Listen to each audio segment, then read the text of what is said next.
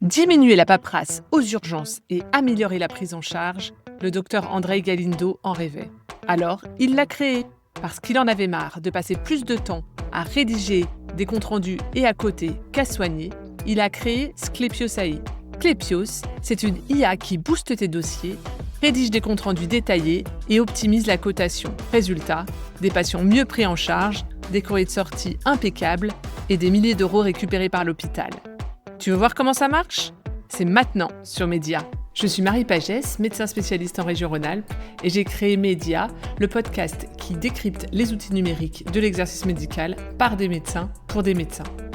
Je précise que ce podcast est non sponsorisé. N'hésitez pas à vous abonner pour être informé des nouvelles vidéos, et puis laissez-moi un like ou un commentaire, ça me fait toujours plaisir. Bonjour à tous et bienvenue dans Média.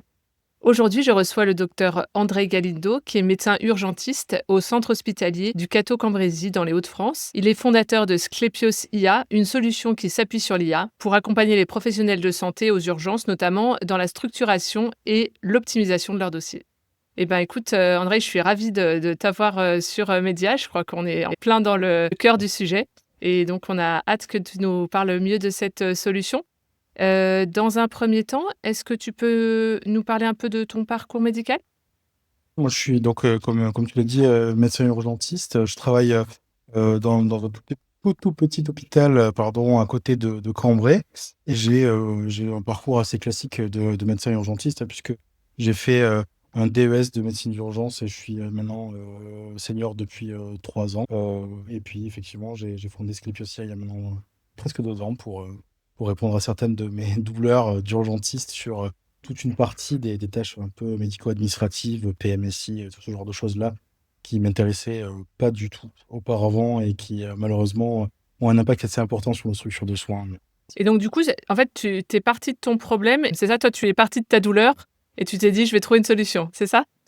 Ouais, c'est tout à fait ça, en fait. Effectivement, je me suis dit, là, voilà, c'est des choses que je fais très mal personnellement. Et puis, de fil en aiguille, je me suis aperçu que j'étais pas du tout le seul à le faire très mal. Ou alors, si il y avait des gens qui le faisaient, bah oui, ils prenaient beaucoup de temps et ça faisait partie aussi des éléments de frustration où je me disais, bah voilà, j'ai mon collègue, il prend 3 heures à faire un dossier. Moi, je vois 10 patients pendant que lui, il en voit un. Enfin, ça crée des espèces de tensions un petit peu. Alors qu'en fait, bah, c'est deux tâches qui sont nécessaires, à la fois prendre en charge les patients et à la fois rédiger les choses comme on attend de nous qu'on les rédige. Et malheureusement, c'est vrai que je suis parti de cette difficulté-là que j'avais moi et que je voyais que d'autres collègues avaient pour me rendre compte après discussion avec mon chef de service aussi que ça avait un impact financier assez important sur l'hôpital, qu'en fait on le faisait tous très mal. Et c'est là où on s'est dit, mais en fait, il y a peut-être quelque chose à faire avec justement l'IA. On a fait des petits tests de notre côté pour voir ce qui était possible de faire, si ça pouvait être pertinent ou pas. Et de fil en aiguille, on s'est dit, oui, il y a quand même quelque chose à faire. Il y a en plus un manque à gagner qui est réel pour les hôpitaux. Là, c'était vraiment une solution qui était assez intéressante parce qu'à la fois, elle fait gagner du temps aux cliniciens et à la fois, elle fait gagner de l'argent à l'administration et à l'hôpital, à l'institution, ce qui est assez intéressant parce que c'est Mm. gagnant-gagnant. Et c'est vrai que moi, j'étais dès le départ dans l'idée qu'il fallait une solution qui fasse gagner du temps à l'urgentiste parce que si c'est une solution qui lui en fait perdre ne serait-ce qu'un petit peu, il va pas l'utiliser. Et donc, vous vous êtes attaqué à la cotation et à l'observation médicale, c'est ça? Ouais, mais effectivement, on s'est rendu compte que la cotation, c'est bien, mais que ce qui est intéressant aussi, c'est la traçabilité. Mm. Parce qu'en fait, on a beau coter ce qu'on veut, si dans le dossier, il n'y a pas les éléments, bah, en fait, on peut pas ni les facturer, ni après pour la suite, aussi pour la prise en charge du patient, si c'est pas écrit, si c'est juste coté, on ne sait pas vraiment Mm. ce qui a été fait, c'est pas très clair. Donc, il y a quand même besoin d'une traçabilité. Et en fait, on s'est rendu compte que c'est une problématique qui est un peu double. On a les médecins cliniciens qui à la fois ont des difficultés pour la cotation, ça c'est certain, mais qui ont aussi des difficultés à tracer tout ce qu'ils font d'un point de vue, on va dire, alors il y en a qui arrivent à tracer un peu ce qu'ils font, mais ils ont du mal à mettre en avant les éléments PMSI. Alors je vais faire un exemple tout bête, mais on en a beaucoup parlé chez nous. Globalement, si on a un patient qui vient aux urgences et qui vient pour une pneumopathie oxygéno-requérante, c'est un patient qui va être hospitalisé, certes, mais son niveau de sévérité va pas forcément être très important. Par contre, si on écrit le mot-clé insuffisance respiratoire aiguë, on augmente le niveau de valorisation du séjour, alors que c'est un mot qui est pas très utilisé par les urgentistes. Alors les réanimateurs un peu plus, dans la logique d'un suivi habituel d'un patient qui vient pour une pneumopathie, après 48 heures d'antibiotiques s'améliore, et en fait, il s'est jamais tracé cet élément-là. Et en fait, à la fin, c'est plusieurs milliers d'euros qui sont pas Mmh. valorisés au niveau de l'activité et des services hospitaliers, même en dehors des urgences. Et donc derrière, c'est de l'argent Tout à fait. qui en fait valorise pas l'activité réelle en fait. C'est ça le problème. Parce que coter, c'est très bien, mais ce qui est important, c'est de coter et de valoriser une activité qui est réelle et qu'en fait, on met pas en avant parce qu'on n'utilise pas les bons mots-clés, les bons traceurs, les bons indicateurs pour arriver à les valoriser comme ils devraient l'être. D'accord. Et donc du coup, toi, tu es parti de cette idée et donc maintenant vous avez monté une équipe, j'imagine? Comment ça se Ouais, passe? tout à fait. Bah alors ça se passe très très bien. On était, on était au départ deux, donc j'ai fondé la société avec un ami qui avait fait PACES avec moi il y a quelques années maintenant et qui a pris une autre voie après sa quatrième année parce qu'il s'est rendu compte que c'était pas ce qu'il voulait finalement faire et donc qui avait un peu un background justement d'entrepreneur, qui avait déjà eu ses sociétés. Du coup maintenant Jonathan Covieux qui est mon directeur général et on a monté une équipe autour de nous deux avec un développeur, un CTO, maintenant voilà, un directeur commercial, une équipe marketing aussi. Et voilà, en 2 ans, donc on est quand même assez content, d'autant qu'on a en 2 ans réussi à avoir à la fois un produit viable et qui fonctionne, qui a prouvé son intérêt sur le gain de temps pour les praticiens, à la fois sur la partie valorisation au niveau de plusieurs centres hospitaliers. Et là, on accélère assez fortement avec quand même pas mal d'hôpitaux qui sont en voie de signature pour nous rejoindre Ah ouais. dans le milieu, hein, on va dire. Donc c'est quand même assez intéressant de voir qu'il y avait eu un appétit là-dessus de la part des centres hospitaliers et de mes confrères cliniciens et même les médecins DIM qui ont tout de suite compris effectivement que le nerf de la guerre, c'était à la fois la traçabilité et la cotation. C'est vrai que le fait d'avoir une solution qui parle un peu aux deux versants, ça permet effectivement d'aussi recréer un peu de lien entre les équipes aussi quand on fait le projet. Donc c'est assez intéressant de ce point de vue-là aussi. Et donc actuellement, vous êtes dans combien de services? Alors là, nous, on est dans 3 services Mmh. d'urgence dans le nord de la France. Alors, il y a l'hôpital du Cateau-Cambrésis, là où je travaille, qui a été un des premiers à nous rejoindre, bien sûr. Et là, on est en train d'effectivement déployer sur l'ensemble de leur clinique à eux. Et avec l'arrivée de 3 hôpitaux très prochainement aussi du nord de la France et plusieurs autres qui arrivent d'ici la fin de l'année. On a voilà, presque une vingtaine d'hôpitaux avec qui on discute de façon assez avancée. Ça va vite, hein? Ouais, bravo, hein. Waouh! Effectivement, ça va quand même assez vite, même si, bon, bah, pour l'urgentiste que je suis, ça va jamais assez Ouais, vite, c'est hein. ça. On va dire qu'on est des éternels rapides dans l'âme pour tout. Alors du coup, est-ce que tu peux nous montrer un peu en pratique, comment ça marche? Donc tu m'expliquais que c'était donc une brique qu'on rajoute au dossier patient. Vous n'avez pas créé un logiciel exprès? Non, non, tout à fait. Alors non, nous, l'idée, c'est que créer un dossier patient informatisé de A à Z, déjà, c'est un très, très gros Mmh. travail. En plus de ça, demander à un hôpital de changer Mmh. de dossier patient informatisé, c'est très compliqué. On a eu des ambitions beaucoup plus modestes. L'idée, c'est de rajouter une brique directement dans le dossier patient informatisé que l'hôpital utilise habituellement. Donc ici, là, on est au Cateau-Cambrésis sur un dossier test. Mmh. L'idée, c'est qu'on est sur Hôpital Manager et l'idée, c'est que nous, on a rajouté des fonctionnalités qui n'existent pas de base dans ce logiciel-là, avec l'utilisation d'une extension navigateur qui va rajouter effectivement une surcouche et pas mal de fonctionnalités. Donc là, on voit ces 4 icônes-là sont des icônes qu'on a rajoutées nous et qui ont des fonctionnalités qui nous sont propres. Et là, on voit effectivement tout notre attirail, la habilité qui apparaît directement dans l'interface utilisateur du dossier patient informatisé de l'hôpital du Cateau. L'idée, c'est que on peut demander là, voilà, à l'IA de réécrire des abréviations, de les transformer en données, on va dire, un peu plus intéressantes, de rajouter les unités quand il y a besoin de rajouter les unités. On peut également aller chercher des informations depuis des éléments PDF, par exemple. Si on a un PDF dans lequel il y a des traitements habituels, il va aller les chercher, enlever tout le reste pour éviter d'avoir des copier-coller à faire avec des pieds de page, des bas de page, tout ce genre de choses qu'on connaît et qui, en fait, nous font perdre pas mal de temps. Donc là, Ce tu qui est lui as assez intéressant demandé aussi, d'aller chercher les éléments dans un courrier et de c'est ça. les implémenter dans ton dossier patient, c'est ça? Tout à fait, exactement. Là, par exemple, on a ce PDF-là où il y a un bas de page, un pied de page, les noms, les prénoms de tous les Oui. médecins, ainsi de suite. C'est ce qu'on a habituellement, qui est parfois difficile à Mmh. copier-coller. Voilà, si je lui demande de récupérer dedans les traitements et les antécédents, il va lui-même rajouter les antécédents dans la case antécédents et les traitements dans la case traitement. Ce qui fait que quand on a un patient qui vient avec un courrier de transfert de notre hôpital ou autre, on a la facilité de pouvoir, intégrer simplement des données médicales en peu de temps dans les bonnes cases et de la bonne façon. en restructurant, en mettant effectivement les DCI ou ce genre de choses et éviter effectivement tout ce qui est abréviation et tout ce qui est CRP négative. Bon, là, en fait, ça n'a pas trop d'intérêt. Ce qui est intéressant, c'est d'avoir un bilan biologique complet. On va nettoyer toute l'information. Ouais. Donc ça, ce qui est assez intéressant, c'est que effectivement, on peut le permettre avec des PDF ou avec des documents ou tout ce qu'on veut comme fichier texte. Mais on peut le faire même si le PDF, par exemple, c'est une image ou quelque chose de Et scanné mais scanner. qui n'a pas été Mm. OCRisé. Nous, on va l'OCRiser, le transformer en texte et rajouter le texte. Et ça marche également avec une webcam de bureau. Alors, je peux vous montrer, mais nous, on fait une petite webcam de bureau et ça va permettre de prendre en photo, par exemple, une ordonnance. Parce que ça arrive souvent que les patients arrivent aux urgences avec leur ordonnance papier. Là, en fait, on scanne l'ordonnance sous la webcam de bureau et il nous rentre les traitements habituels du patient directement dans la zone dédiée Ah, mais qui ça, sont c'est notre quotidien, parfois hein. Ah ouais, dramatiques. non, mais ça, Donc, je rêve de ça pour mon logiciel, hein. c'est ça. Et là, pour le coup, voilà, en un seul clic, on fait rentrer Mm. l'information directement dans le dossier. Ce qu'on a fait également, parce que c'est quand même une demande de beaucoup de praticiens, c'était de pouvoir faire de la dictée vocale. Mm. Comment on leur permet de faire cette dictée-là? Nous, on a deux versants de cette dictée vocale-là. Il y a ce qu'on a habituellement qui est de la retranscription pure, où le médecin dicte et puis ça écrit Mm. exactement ce que le médecin a dicté. Nous, on fait une deuxième couche avec de l'IA, où du coup, bah, en fait, là, il va savoir que je suis en train de dicter un traitement habituel.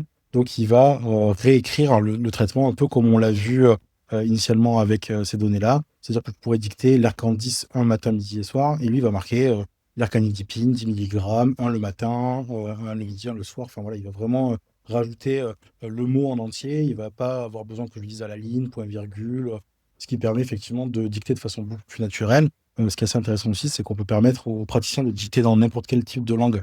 C'est-à-dire que nous, on a une praticienne qui parle plutôt portugais et français, mais elle doit réfléchir pour parler français.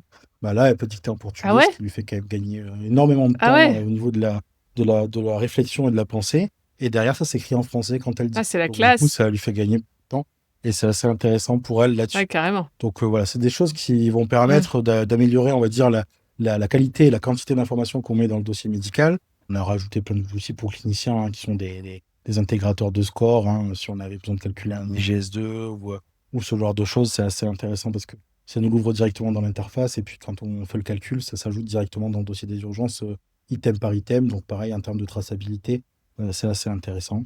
Et après, effectivement, ce qui est intéressant pour le PMSI et pour tout ce qui est voilà, facturation, c'est les éléments de sortie. Là, à la place d'aller chercher tous les éléments de scoring qu'on nous demande, on dit que le patient rentre à domicile, on clique juste sur ça et puis l'IA, elle va écrire tout son laïus d'un point de vue voilà, mots-clés PMSI, tous les actes qui ont été réalisés, elle refait un petit résumé et après, elle va mettre en avant tout ce qui est consigne de reconsultation, tout ce qui est euh, critères qualité de la HAS sur les transfusions, sur les effets indésirables, les BMR, enfin tout ce genre de choses-là, qu'on a tendance aux urgences à un peu mettre de côté Mm. parce que ça ne nous intéresse pas forcément toujours de les tracer. On se dit, s'il y a une transfusion, on va la noter, quoi, globalement.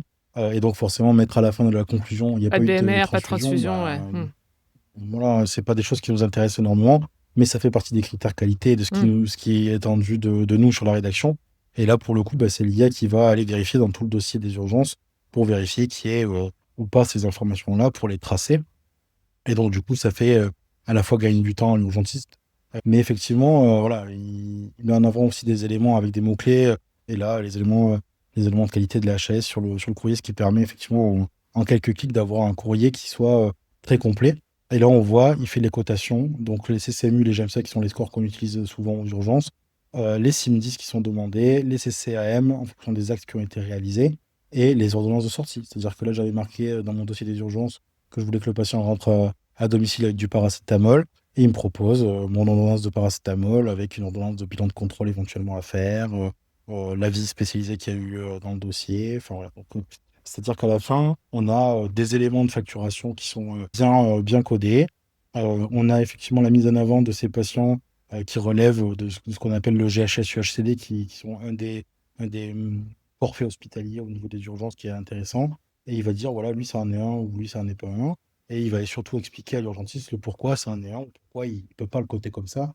Et si l'urgentiste est d'accord, eh ben, il peut laisser ça. S'il ne veut pas, il peut changer. Là, pour le coup, il y a un contrôle visuel du médecin directement dans son dossier des urgences.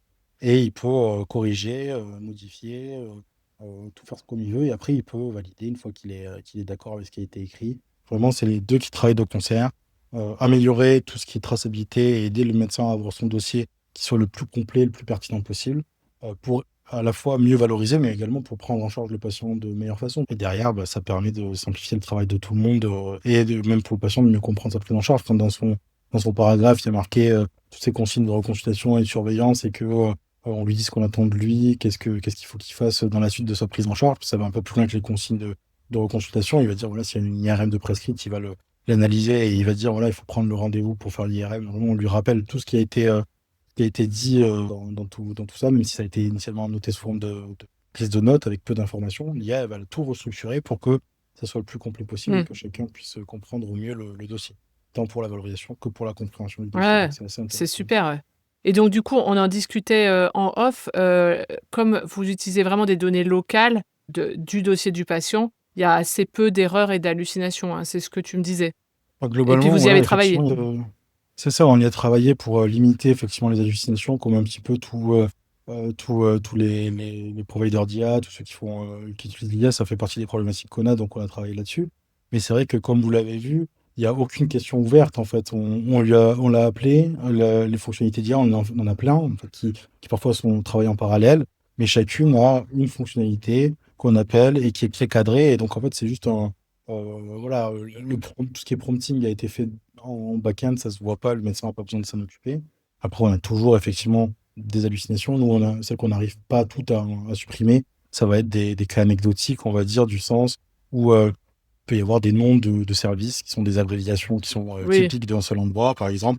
Bon, ben là, si on ne lui a pas mis dans le glossaire que ce service-là, ça voulait dire Mmh. cet acronyme-là veut dire telle chose, en fait, il ne peut pas le Mmh. deviner, hein, donc il va inventer. Mais là-dessus, c'est nous qui faisons ce travail-là de glossaire et de création du lexique pour l'IA pour qu'il évite de faire ce genre d'erreur. D'accord. Et donc du coup, ça fait quelque temps que tu l'utilises, j'imagine, au quotidien, dans ta pratique, quotidienne. Du coup, quel est le feedback là de ton service en général, suite à la mise en place de la solution? Ouais, alors nous, effectivement, on fait partie des premiers utilisateurs dans mon service. Donc, ça fait 1 an maintenant qu'on l'utilise au quotidien et en production. Globalement, alors, c'est vrai que ça fait toujours un peu prétentieux de dire ça, mais je pense que, bon, déjà, moi, j'avais beaucoup de mal à m'en passer dès le départ. Mais j'ai vu effectivement qu'on avait beaucoup d'internes qui venaient chez nous, qui quand ils retournent par exemple dans d'autres services dans lesquels où il n'y a pas le logiciel intégré, bon, ils ont perdu Mmh. l'habitude, quoi. C'est très difficile pour eux de revenir en arrière et de plus avoir toutes ces aides-là. Tout le monde l'a bien pris en main, l'a bien utilisé. Et puis c'est vrai que même notre team, ils sont quand même contents de retrouver nos dossiers maintenant quand on voit, on a fait des fois des avant-après les dossiers. Bon, ça n'a pas grand-chose à voir. On a quand même des dossiers qui sont bien plus structurés, bien plus complets aujourd'hui. Donc, ça arrange vraiment tout le monde. Il y a pas trop de débat. Même là, on le voit quand on en parle à des hôpitaux, quand on le présente. L'urgentiste est systématiquement satisfait de Mmh. la solution, systématiquement envie de l'utiliser. C'est plutôt les autres leviers qui sont toujours un peu Bien sûr. plus. Mmh. Voilà, il faut prouver l'intérêt financier. Voilà, on va expliquer au DAF l'intérêt, tout ça, c'est toujours un peu plus complexe.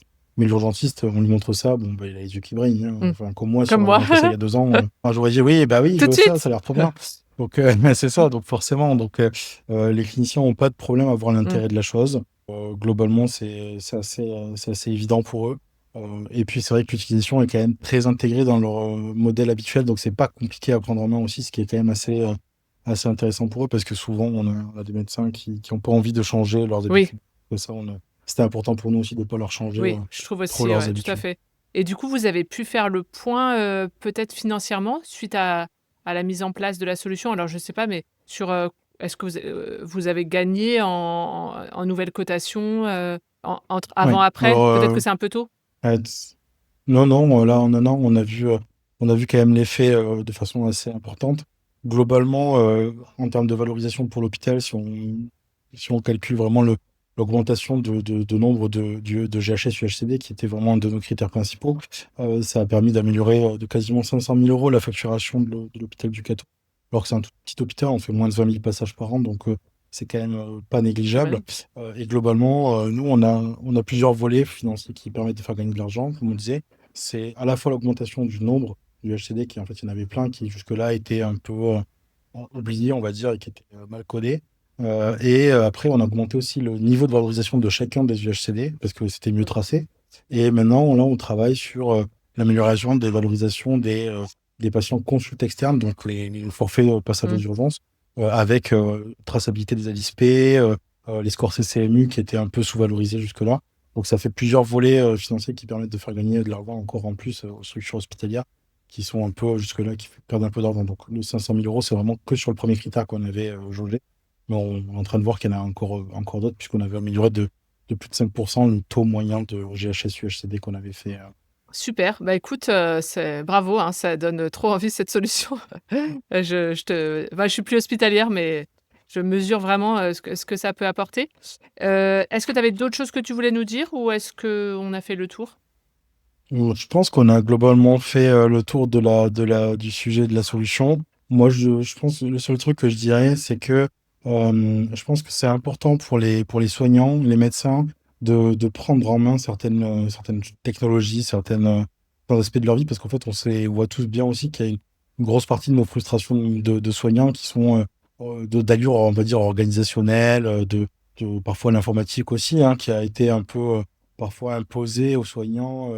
Pas forcément de la meilleure façon et pas forcément avec des choses très ergonomiques ou très user-friendly. En termes de UX, c'est pas toujours parfait. Et je pense que là-dessus, c'est en fait, faut pas attendre que ce soit un ingénieur qui fasse les choses pour nous. Je pense qu'il faut vraiment que petit à petit, les médecins et les soignants bah, prennent voilà, cet enjeu-là qui est quand même assez important et qu'ils le fassent eux-mêmes, quoi. Hein. Que vraiment, ils aillent voir les gens, ils leur disent, bah voilà, c'est comme ça, c'est ça qu'on veut, c'est pas autre chose, parce qu'en fait, c'est comme ça qu'on va finir par avoir des outils qui sont du niveau de ce qu'on a dans d'autres domaines. Et il n'y a pas de raison qu'on soit à la traîne au niveau de la santé avec des outils qui paraissent parfois un peu, bon, bah, sans dire obsolètes, mais qui paraissent parfois un peu austères par Mmh. rapport à ce que ça pourrait être aujourd'hui en 2025, Je suis quoi. tout à fait d'accord. Très bien. Bah, écoute, c'est tout à fait l'objet de ce podcast également, c'était d'essayer de réconcilier avec le numérique. Alors du coup, avant de se quitter, j'avais 2 petites questions. Est-ce qu'il y a un autre outil numérique que tu utilises au quotidien et que tu aimes bien, que tu voudrais nous partager? Bon, alors après, je vais pas être très original là-dessus, hein, mais c'est vrai que avec l'IA, ChatGPT, c'est quand même Mmh. bon, ça c'est quand même très démocratisé. On l'utilise quand même. Enfin, moi, je l'utilise au quotidien quasiment pour énormément de choses. Il y a ses faiblesses, hein, bien sûr, mais c'est vrai que quand même sur plein de points, c'est quand même assez intéressant. D'accord, Je vais pas, super. ouais. Et est-ce que tu as un podcast, un livre que tu nous conseillerais ou dans l'entrepreneuriat, comme tu t'es lancé? Mais alors, dans les livres, pas dans l'entrepreneuriat, mais sur l'IA, j'ai lu il n'y a pas très longtemps le livre de Jean-Emmanuel Ouais. Bibeau, Mmh. qui était très intéressant. J'avais lu aussi celui de Luc Julia qui disait que l'IA n'existait pas, que je trouvais qu'il était un peu à contre-courant, mais qui est assez intéressant aussi à lire. Mais après, effectivement, il y en a tellement que je ne saurais pas lesquels Tu en as conseiller. lu plein toi? Ouais, tu t'en es inspiré de beaucoup? Bah, c'est vrai que j'ai lu quand même pas mal de choses à ce sujet et bon, c'est vrai que il y a énormément de personnes comme ça qui sont très, très inspirantes. J'ai lu aussi dernièrement, d'ailleurs, aussi très intéressant, le livre de Bill Gates sur sa Mmh. jeunesse et le tout début de Microsoft. C'est passionnant de voir, en fait, comment les choses prennent de l'ampleur en peu de temps pour certaines personnes et comment ils en sont arrivés là. Il faut savoir être à la fois travailleur pour avoir le plus d'opportunités possible. C'est ça enfin, qu'on le retient de tous ces livres-là, c'est travailler énormément parce que c'est ce qui va vous permettre d'avoir le plus de possibilités d'avoir de la Mmh. chance. En fait, souvent, c'est Ouais. un peu ça parce qu'ils ont tous conscience qu'ils ont une grosse partie de chance. Mais en fait, souvent, il y a quand même aussi énormément de travail pour en fait, maximiser ce nombre de chances-là qui peuvent arriver au cours d'une vie, quoi. En fait, c'est pas en restant dans son canapé en râlant qu'en fait, au final, on a de la chance, quoi. Ça arrive jamais.